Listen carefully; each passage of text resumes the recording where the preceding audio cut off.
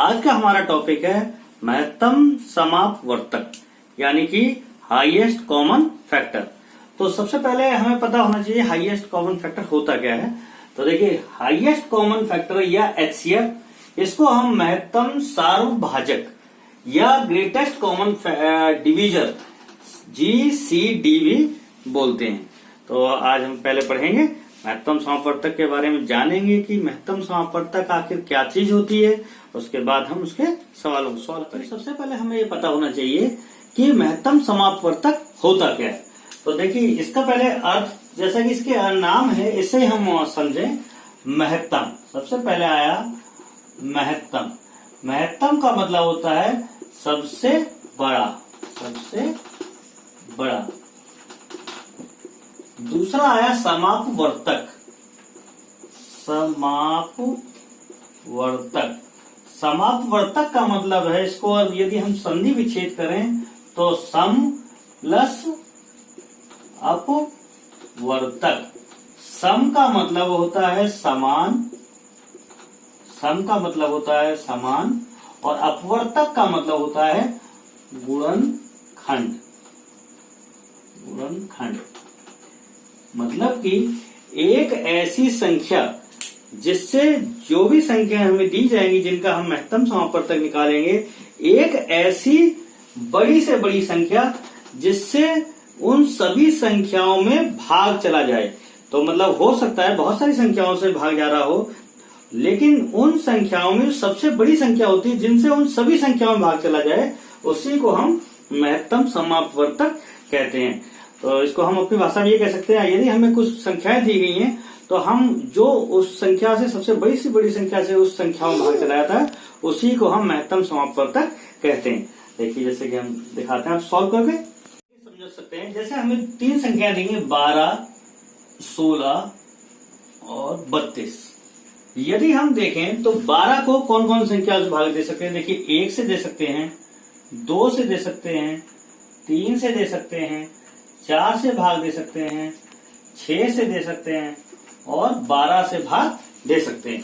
इसी तरह यदि हम 16 को देखें तो 1 से भाग दे सकते हैं, 2 से दे सकते हैं, 4 से भाग दे सकते हैं और 8 से दे सकते हैं और 16 से भाग दे सकते हैं। इसी तरह यदि हम 32 को देखें तो 1 से भाग दे सकते हैं, 2 से दे सकते हैं और 4 से दे सकते हैं, 8 से दे सकते हैं और 16 से दे सकते हैं और 32 से भाग दे सकते हैं। तो इस तरीके से ये हमारे सभी इसके गुणनखंड हैं। तो अब हमें ये देखना है, देखिए कौन कौन सी संख्याओं से हम, ऐसी कौन सी कॉमन संख्याएं या मिश्रित संख्याएं जिनसे हम इन्हें भाग दे रहे हैं। तो देखिए सबसे पहले 1 से ही भाग दे सकते हैं।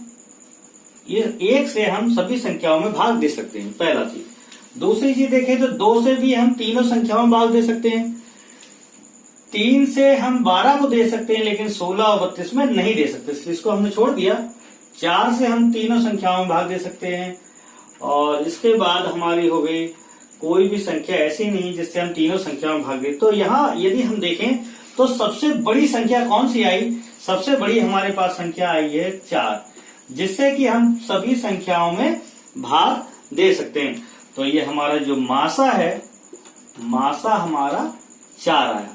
तो इस तरीके से हम समझ सकते हैं। अब इसको किस तरीके से हम सॉल्व करेंगे, उसको मासा ज्ञात करना। तो सबसे पहले हम क्या करते हैं, गुणनखंड निकालते हैं। सबसे पहले देखिए 12 लिया, एक छोटी से छोटी संख्या से हम इसको भाग देखेंगे। 2 से भाग देखेंगे, 2 से या 6 बार, फिर ये 2 से भाग जा रहा है, 2 3 6, छोटी से छोटी संख्या लेते हैं, 3 एकम 3। इसके गुणनखंड जो 12 के हमारे आए, 2 गुणा 2 गुणा 3 गुणा 1। अब देखिए दूसरा है 16। 16 के भी हमने अगर गुणनखंड निकाले तो 2 2 8 16, 2 8, 2 3 4 और 2 एकम 2, 1 2 3 4, 2 2 2 2 गुणा 1। अब यदि हम 32 के निकालेंगे तो 32 के भी ऐसे ही आएंगे, 2 गुणा 2 गुणा 2 गुणा 2 गुणा 2 गुणा 1। अब हमें इसका मासा ज्ञात करना है। तो देखिए मासा महत्तम समापवर्तक। तो देखिए एक बार 2 से इसमें भी भाग जा रहा है, 2 से भाग जा रहा है, तो हमने एक ये पूरा सेट यहां उतार लिया, 2 आ गया। इसके बाद हमने देखा अगले बार फिर 2 से जा रहा है, इसमें भी जा रहा है, इसमें भी जा रहा है, इसलिए एक बार ये 2 का पूरा सेट हमने आ गए। तभी हम लेते हैं जब सभी संख्याओं में उस संख्या से भाग जाता है। तो हमने यहाँ पे उतारा, 2 ले लिया, गुणा। अब देखिए 3 से भाग इसमें जा रहा है, लेकिन इसमें किसी में भी नहीं जा रहा। यहाँ 1 है, क्योंकि 1 से तो सभी संख्याओं में चला जाता है, तो इसलिए हम इसमें 1 को मान सकते हैं बराबर। अब इनका आपस में गुणा किया, 2 दूनी 4, 4 एकम 4, तो ये हमारा आया मासा। तो इस तरीके से हम किसी भी संख्या का मासा निकाल सकते हैं। Next question. और 120 के मासा की बात करें तो देखिए 30 को सबसे पहले हम किन किन संख्याओं से भाग दे सकते हैं। 30 को देखिए, 30 को 1 से दे सकते हैं, 2 से भाग दे सकते हैं, 3 से भाग दे सकते हैं, 5 से दे सकते हैं, 6 से दे सकते हैं, और 10 से दे सकते हैं, और 15 से भाग दे सकते हैं। इसके बाद 30 से भाग दे सकते हैं। वहीं अगर 120 की यदि हम बात करें तो 1 से भाग दे सकते हैं, 2 से दे सकते हैं, 3 से दे सकते हैं, 4 से दे सकते हैं, 5 से दे सकते हैं, 6 से दे सकते हैं, और 8 से दे सकते हैं, 10 से दे सकते हैं, 12 से दे सकते हैं, 15 से दे सकते हैं, और 20 से दे सकते हैं। 20 के बाद हम 24 से भी भाग दे सकते हैं, 30 से भाग दे सकते हैं, 30 के बाद हम 40 से भाग दे सकते हैं, 40 के बाद 60 से भाग दे सकते हैं, इसके बाद 120 से भाग दे सकते हैं।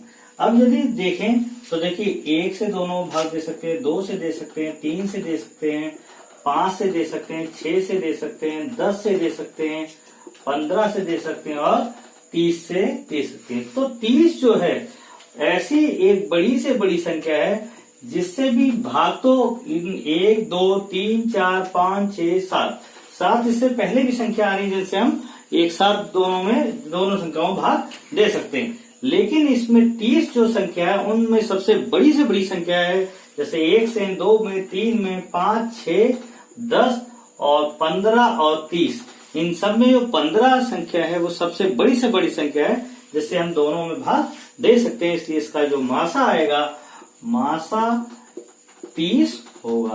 तो इस तरीके हम समझ सकते हैं जो एक ऐसी संख्या जिससे कि प्रत्येक संख्याओं में भाग चला जाए, लेकिन वो संख्या सबसे बड़ी से बड़ी संख्या होनी चाहिए, उसी संख्या को हम महत्तम समापवर्तक कहते हैं। इसके गुणनखंड किए, 30 को हमने 2 से भाग दिया, 15 आया, फिर 3 से 15 को भाग दिया, 5 आया, फिर 5 से 5 को दिया, 1 आया। इसी तरह 120 को हमने 2 से दिया, 60 आया, फिर 2 से दिया, 30 आया, फिर 2 से 15, फिर 3 से 5 बार जाएगा 5, और फिर 5 से 5 जाएगा 1 बार। तो इसके गुणनखंड देखिए 30 के आए, 2 गुणा 3 गुणा 5 गुणा 1। इसी तरीके से जब इसको लिखेंगे 2 गुणा 2 गुणा 2 गुणा 3 गुणा 5 गुणा 1।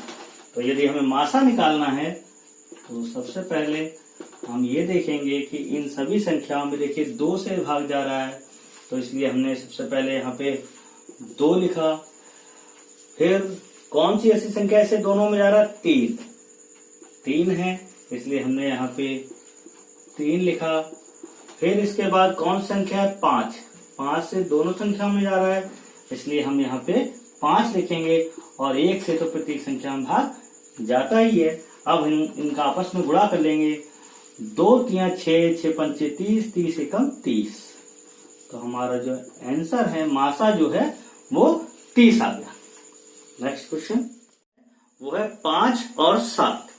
यदि 5 की बात करें तो 5 को हम 1 से भाग दे सकते हैं और 5 से भाग दे सकते हैं, क्योंकि 5 और 7 दोनों प्राइम नंबर हैं, यानी कि अभाज्य संख्याएं हैं। इसलिए 5 को 1 से और स्वयं की संख्या 5 से भाग दे सकते हैं। इसी तरह 7 को भी यदि हम देखें तो 1 से और 7 से भाग दे सकते हैं। तो अब यदि हम इनके मासा की बात करें तो इसमें केवल एक ही ऐसी संख्या है जिससे कि दोनों संख्याओं में भाग जा रहा है, तो इसका जो मासा है हमारा 1 होगा। अब इससे एक बात और सिद्ध होती है, प्रत्येक संख्याओं का मासा 1 अवश्य होता है, क्योंकि हर संख्या को 1 से विभाजित किया जा सकता है। तो एक संख्या, प्रत्येक संख्या, कोई भी संख्या ऐसी हो जिनका मासा हमें ज्ञात करना हो और कोई कॉमन संख्या, वैनिश संख्या ना हो, फिर भी 1 प्रत्येक संख्या का मासा अवश्य होगा।